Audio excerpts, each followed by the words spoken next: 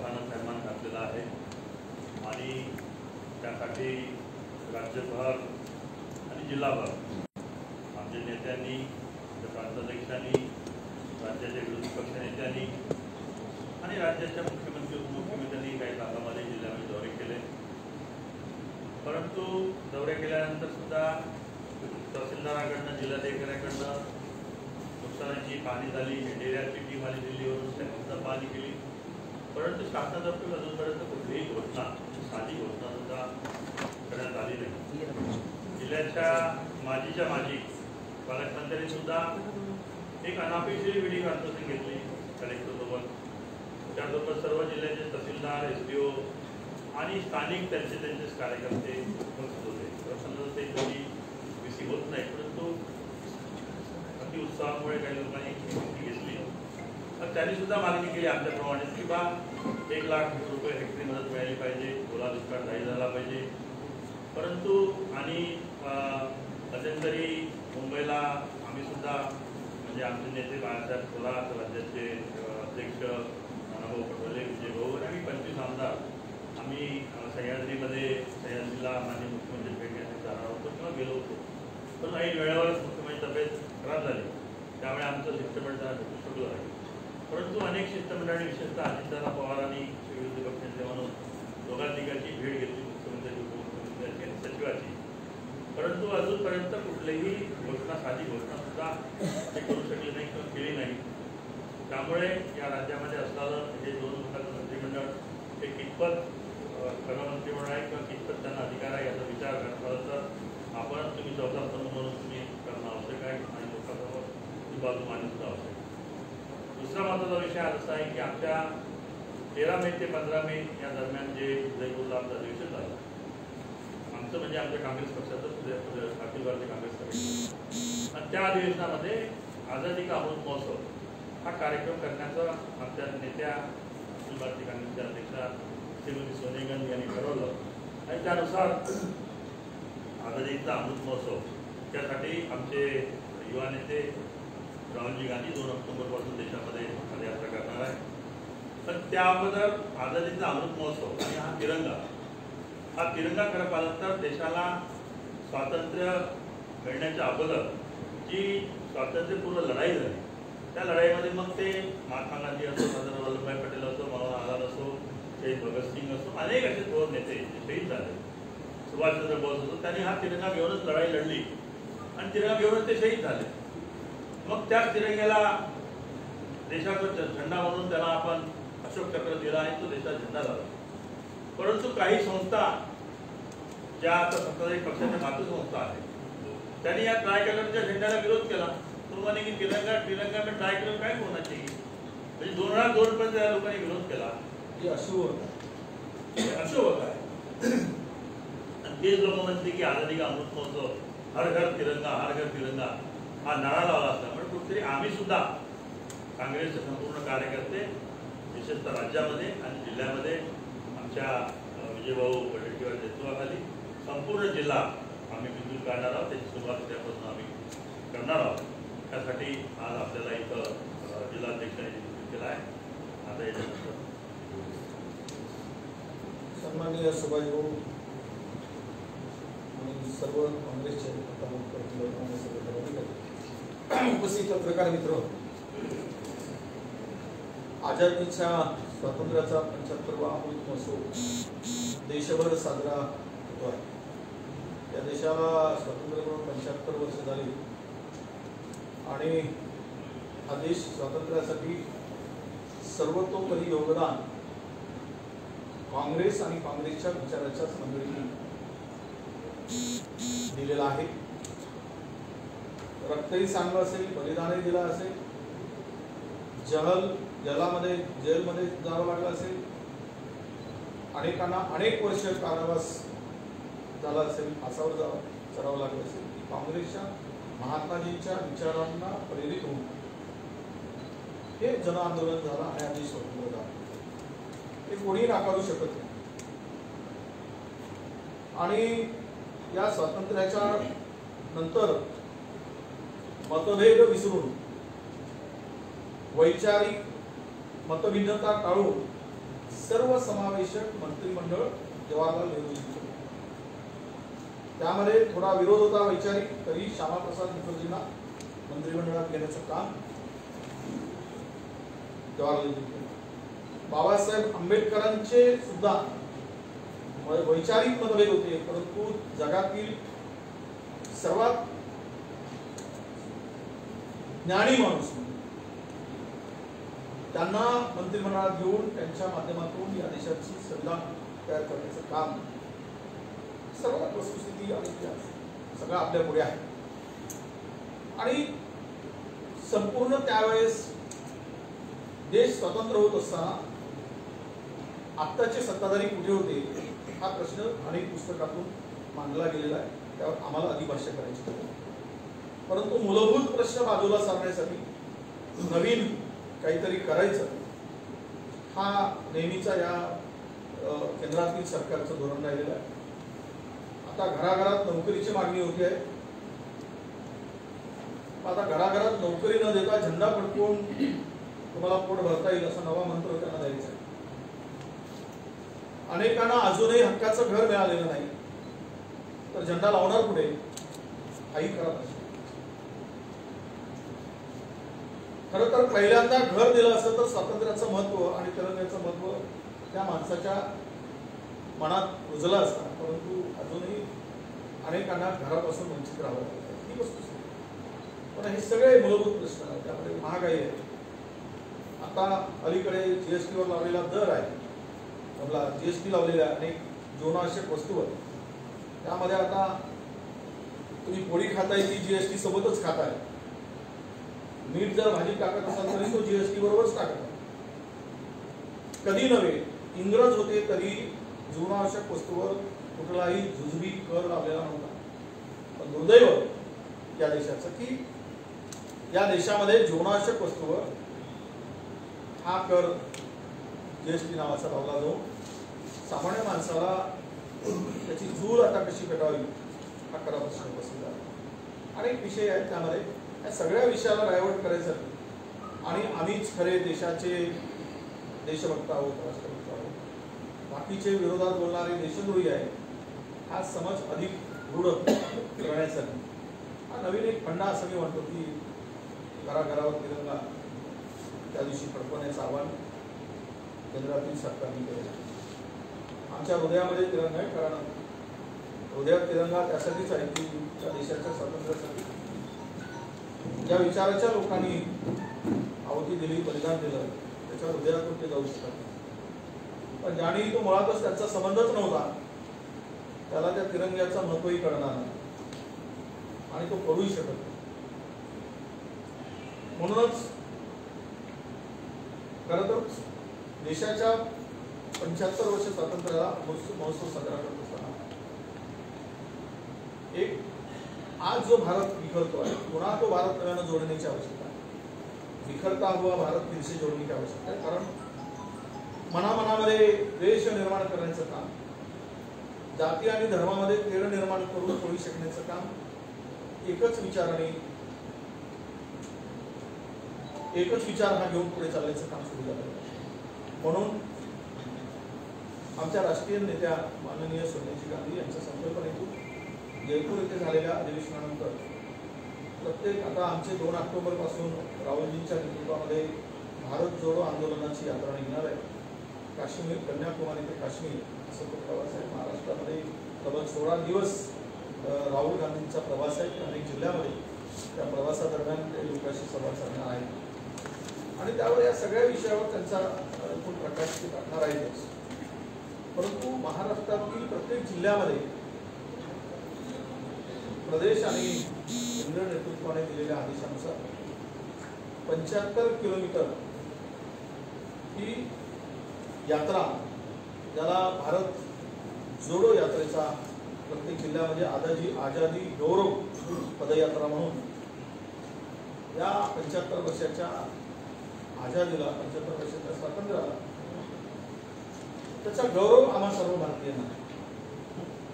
आणि म्हणून ती गौरव यात्रा प्रत्येक जिल्ह्यामध्ये 75 किलोमीटर कमीत कमी असावी, काढावी, तिरंगा घेऊन काढावी आणि त्याची सुरुवात 9 ऑगस्ट क्रांती दिनाच्या दिवशी, 9 ऑगस्टची क्रांती सगळ्यांना माहिती आहे, जगाला माहिती आहे. त्या क्रांती दिवसाच्या दिवशी या 9 ऑगस्टला या यात्रेची सुरुवात करून 15 ऑगस्टला त्याचा समारोप होणार आहे. यामध्ये सर्व पदाधिकारी, नेते, आमदार, खासदार, जिल्हा परिषद सदस्य, माजी सदस्य सर्वांनी याला उपस्थित राहायचं आहे. आणि ही यात्रा सुभाषभाऊंच्या मतदारसंघातून करंजी इथून ही यात्रा निघणार आहे. 11 तारखेला 9 तारखेला करंजी हे गाव सकाळी 10 वाजता यात्रेचा शुभारंभ होईल. आपल्या सर्वांनाही आम्ही आमंत्रित करतो की त्या ठिकाणी आपण उपस्थित राहू. जागोजागी सभा, LLB द्वारा स्वातंत्र्याचा इतिहास LLB मध्ये एका टाळीमध्ये आम्ही दाखवणार आहोत. एक पूर्ण चित्ररथ सोबत असेल. त्या चित्ररथातून स्वातंत्र्याच्या इतिहासातील सुवर्णपानं जे आहेत त्याचे काही अंश दाखवले जातात, ते बोलले जावे असा एक आमचा थीम आहे. आणि 9 ऑगस्ट आहे ही यात्रा. आम्ही सर्व पदाधिकारी, मी असेल, खासदार सोबत भाऊ, प्रतिभाताई, जिल्हा काँग्रेस कमिटीचे अध्यक्ष आणि सर्व पदाधिकाऱ्यांनी सुरुवात करणार आहोत. पहिला मुक्काम आमचा करंजीपासून निघाल्यानंतर मूल या गावामध्ये असणार आहे. मूलनंतर या रॅलीचं नेतृत्व आम्ही सोबतही जरी असलो तरी जबाबदारी मूलची संतोषभाऊ रावत आणि देवराजी भांडेकर आणि प्रकाश मारकवाड म्हणजे संतोषभाऊ त्यांचे प्रमुख असतात, बँकेचे अध्यक्ष, त्यांच्या नेतृत्वामध्ये तालुक्यात रॅली गेली. आणि राजोलीच्या पुढे च्या पुढे राजोली आहे. इथून पुन्हा माझा मतदारसंघ सुरू होतो. शिंदेबाई नवरगाव रस्त्यात येणाऱ्या प्रत्येक गावातून रॅली फिरत ती नवरगावला जाईल. नवरगावच्या पुढे अविनाश वारजूतकर त्या रॅलीचं नेतृत्व करतील.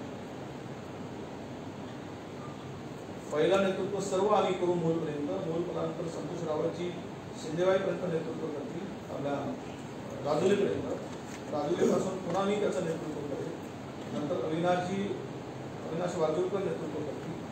त्यानंतर ती यात्रा शेगावला पोहोचेल प्रतिभा रानोलकर यांच्या मतदारसंघात. त्यावेळेस त्याचं नेतृत्व प्रतिभा रानोलकर करतील आणि खासदार बाळूभाऊ दानोलकर करतील. भद्रावती मार्गे ही रॅली चंद्रपूरला येते आहे. खरं तर रॅलीचा प्रवास हा जवळपास 180 किलोमीटरचा पडतो, परंतु पदयात्रा ही 75 किलोमीटरची असते. म्हणजे प्रत्येक गावामध्ये पदयात्रा, शहरातून पदयात्रा. तर हा प्रवास आणि बाकीच्या ठिकाणी रॅलीचा प्रवास हा जिथे गाव नाही तिथे तो प्रवास मात्र गाडीतून करायचा. आणि जिथे गाव आहे त्या गावातून पूर्णतः जे शिंदेवाई शहर असेल, मूल शहर असेल, मूल शहरातील पूर्ण मुख्य रस्त्याने चौकात या रॅलीचा स्वागत स्थानिकांनी, पदाधिकारी, कार्यकर्ते, जनतेने रस्त्यामध्ये करावं.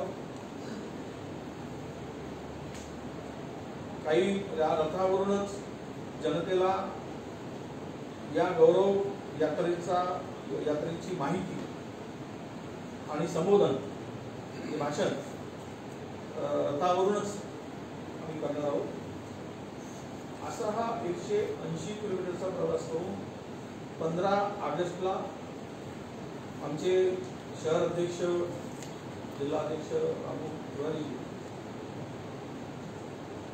यांनी त्या रॅलीच्या, कारण शहरामधून प्रत्येक प्रभागातून चंद्रपूर शहर जिल्हाध्यक्ष रामोद तिवारीजी हे रथयात्रा काढणार आहे आणि त्या रथयात्रेचा आणि ग्रामीणमधून फिरून आलेल्या रथयात्रेचा समारोप हा 15 ऑगस्टला 1 वाजता गांधी चौकामध्ये होईल आणि त्या पूर्ण याची जबाबदारी रामोजी तिवारी यांच्याकडे दिलेली आहे तिथल्या समारोप कार्यक्रमाची. एकूण ही यात्रा साधारणतः 110 गावामधून भ्रमण करत जाईल. रस्त्यातील, बाजूतील, आजूतील आणि 110 गावामध्ये स्वागत करावं असं आव्हान आम्ही आणि त्याची मला ती व्हिडिओ आपले ऑडिओ जी आहे ती ऑडिओ क्लिप किंवा त्याच्या ऑडिओच्या व्हिडिओच्या माध्यमातून आम्ही जे LED रथ आहे त्यामध्ये सर्व स्वातंत्र्याची माहिती एक अर्धा तासाची माहिती लोकांच्या पुढे दाखवू.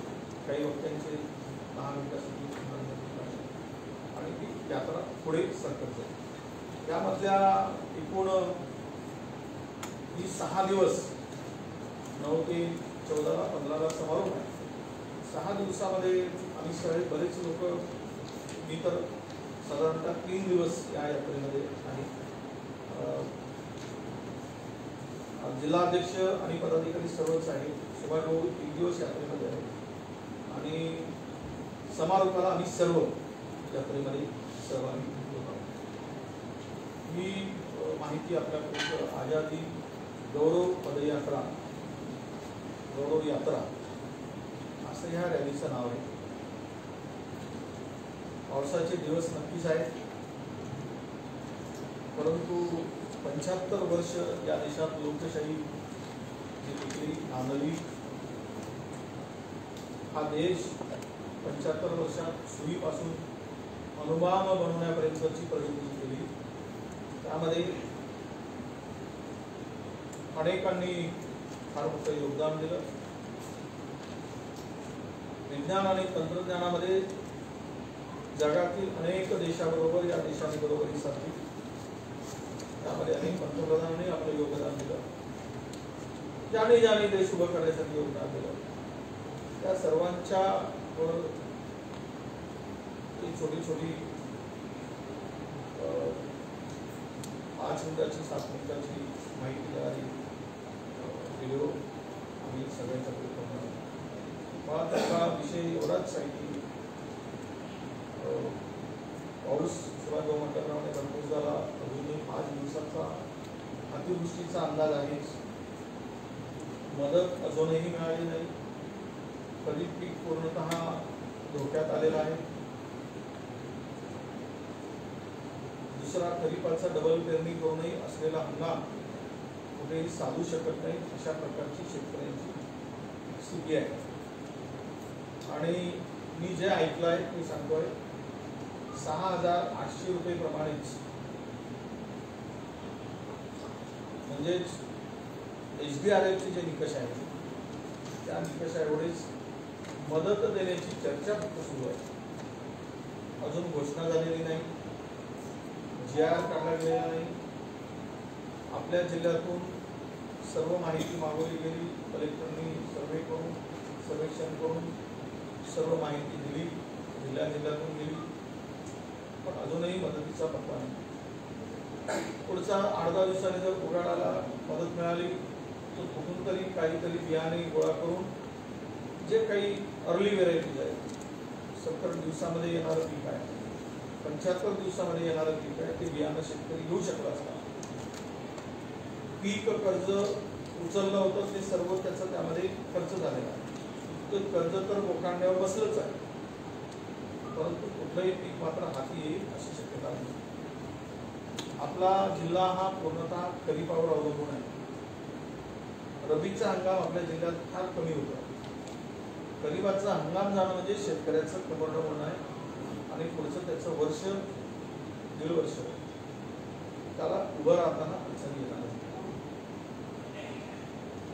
म्हणून शासनाने निकषाच्या पलीकडे जाऊन अनेकांनी मागणी केली, सत्ताधाऱ्यांनी सुद्धा मागणी केली. आताच्या अर्धसत्ताधाऱ्यांनी, पूर्ण सत्ताधाऱ्यांनी नाही, परंतु पूर्ण सत्ता चालायची त्यांना माहिती, त्यांनी सुद्धा ती मागणी केली. तर त्या मागणीचा विचार करून किमान हेक्टरी 1 लाख सांगतात सत्ताधारी लोक, कोणी 50,000 सांगतात. तर शेतकऱ्यांच्या एकूण नुकसान झालं ते कोणीच देऊ शकत नाही. पण जे काही द्यायचं आहे ते निकषाच्या पलीकडे जाऊन SDRFच्या 6,800 हेक्टरी काही होणार नाही आणि म्हणून त्या निकषाच्या पलीकडे जाऊन शासनाने मदत करावी. आता सुभाषबाबूंनी मागणी केली, ती मागणी सुद्धा आमची आहे.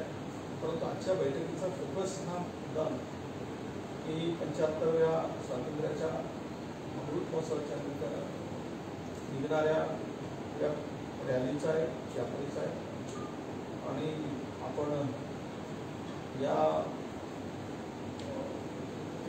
कार्याला आपण आपल्या सगळ्या लोकप्रिय दैनिकामध्ये प्रकाशित करून आम्हाला सहकार्य करावं अशी विनंती करायला आपल्या सगळ्यांना आम्ही बोलवलं.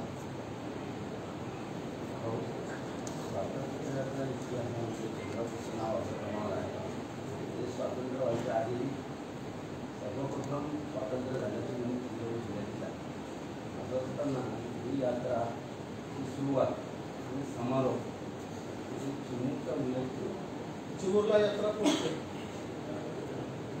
चिमूरवरूनच नवरगाव, चांदूर, कळसंगी आणि शेगाव, बरोबर अशी ती यात्रा आहे. खरं म्हणजे कळंजी हे गाव मी नाही निवडलं, हे सुभाषबाबूंनी निवडलं. सुरुवात ग्रामीण मधून व्हावी, खेड्यातून व्हावी. त्याच्या जिल्ह्यात त्याच्या तालुक्यात करणारच आहे.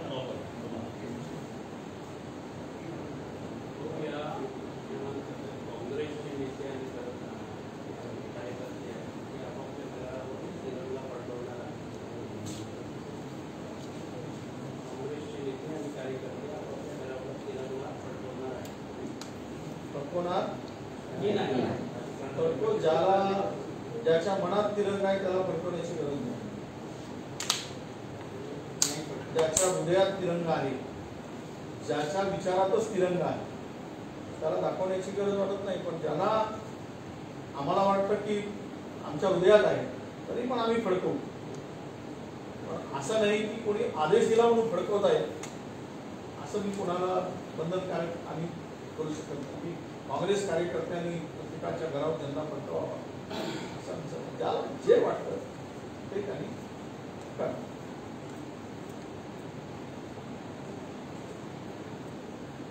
कारण असं आहे की काँग्रेसच्या लोकांनी सुद्धा काही प्रमाणात थाळी वाजवली होती आणि दिवेल काय झालं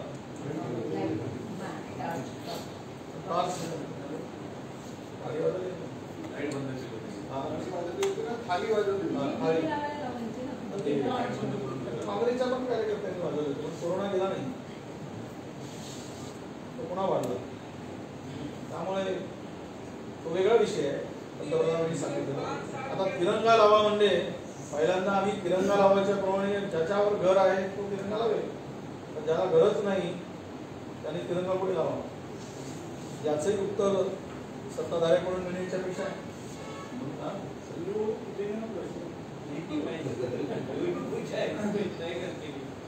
संजीव भाऊ सामने जवाब देंगे किसकी इच्छा है वो लगाए. हम किसी को रोक नहीं सकते, मत लगाओ स्वातंत्र्याचा झेंडा लावू नका असं म्हणू शकत. ज्याला इच्छा आहे त्यांनी लावावी. तुम्ही भाऊ चिमूरचे आमदार होते आणि सध्या भाजपची जी मातृसंस्था आहे त्यांनी चिमूरचे जे शहीद आहेत ते RSSशी संबंधित होते आणि स्वातंत्र्य लढ्यात शहीद झाले असा दावा केला. तुमचं मत काय? तुकडोजी महाराजच RSSचे होते असं त्याचा असतो. ज्या राष्ट्रसंतांनी जात धर्माच्या पंथाच्या विरुद्ध या विचार मांडले, भजन गायली, मानवतेचे पुजारी म्हणून माणसाला देव मानणारे राष्ट्रसंत तुकडोजी महाराज. महाराजांची श्रद्धा देवापेक्षा माणसाच्या सेवेवर होती. त्यामुळे मातृसंघाचा RSSचा त्या संदर्भात विषय. मुळात मी तिकडे चिमूरला आमदार होतो, मला इतिहास माहिती आहे की क्रांती कशी झाली ही इतिहास माहिती आहे. त्यावेळेस मला वाटतं की चिमूरमध्ये ज्या लोकांनी कोणीतरी म्हणाले की 16 वर्षाचा बालक आपला बालाजी रायपूरकर, तो मी वाचलं पेपरमध्ये, तुमच्यात मला वाटतं कुठेतरी पेपरमध्ये RSSचा आवाज केला की ते RSSचा देशाच्या स्वातंत्र्यालाच विरोध होता. हा इतिहास आहे. कोण मी काही नाकारतोय असं नाही. त्यावेळेस त्यांची भावना भूमिका वेगळा होती. ते हिंदू राष्ट्र संकल्पना त्यावेळेस RSS त्यावेळेची होती आणि त्यावेळेस त्यांना वाटत होतं की देश स्वातंत्र्य झाला तर आमचं प्राबल्य काही विशिष्ट लोकांचं कमी होईल आणि तो देश आमच्या हातात राहणार ही त्यावेळेस त्यांची धारणा. म्हणून त्या दृष्टीने त्यांनी विरोध केला. अशा स्थितीमध्ये चिमूरची क्रांती ही काँग्रेसच्या विचारांनी झाली असं मी म्हणत. काँग्रेसचा विचार होता त्यावेळेस, काँग्रेसशिवाय दुसरा पक्षच अस्तित्वात होता, पण ही क्रांती खऱ्या अर्थानं झाली. राष्ट्रसंत अनेक संत झाले पण एकच संत होऊन गेले ते राष्ट्रसंत तुकडोजी महाराजांच्या विचारांनी, देशभक्तीच्या. तुम्हाला माहित असेल की भारत पाकिस्तान स्वातंत्र्यानंतर चीनच्या सीमेवर जाऊन या संतांनी सैनिकांना आव्हान देऊन त्यांना स्फूर्ती दिली. हे असे कोणी संत कधी देशाच्या सीमेवर जाऊन सैनिकांना बळ देण्याचं, शक्ती देण्याचं आणि स्फूर्ती देण्याचं काम करत नाही. हे काम मात्र असत. ही जी क्रांती झाली चिमूरची ती कोणत्याही त्याच्यामुळे झाली नाही. राष्ट्रसंत तुकडोजी महाराजांच्या उत्स्फूर्त आणि जोजवल अशा क्रांतीच्या विचारामुळे ती क्रांती झाली. हा इतिहास आहे. आणि तो सुद्धा त्यावेळेस सुभाषचंद्र बोसनी चिमूर स्वातंत्र्य झाल्यानंतर बर्लिन रेडिओवरून या देशाच्या स्वातंत्र्याची घोषणा केली, त्या शहराच्या स्वातंत्र्याची घोषणा केली. आणि यानंतरच पंडित जवाहरलाल नेहरूजी आणि राष्ट्रसंत तुकडोजी महाराजांची भेट झाली. बोलवून घेऊन चर्चा केली. त्यावेळेस मला नाही वाटत की RSSच्या बरोबर या क्रांतीतून चर्चा झाली. मला तरी वाचण्यात कदाचित इतरांना काय असेल तर मला माहिती.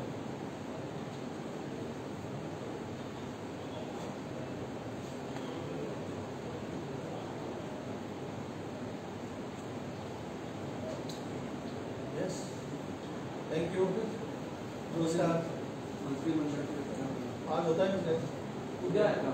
उद्या 3 वाजता की 11 वाजता? उद्या 11 वाजता जाहीर झाला.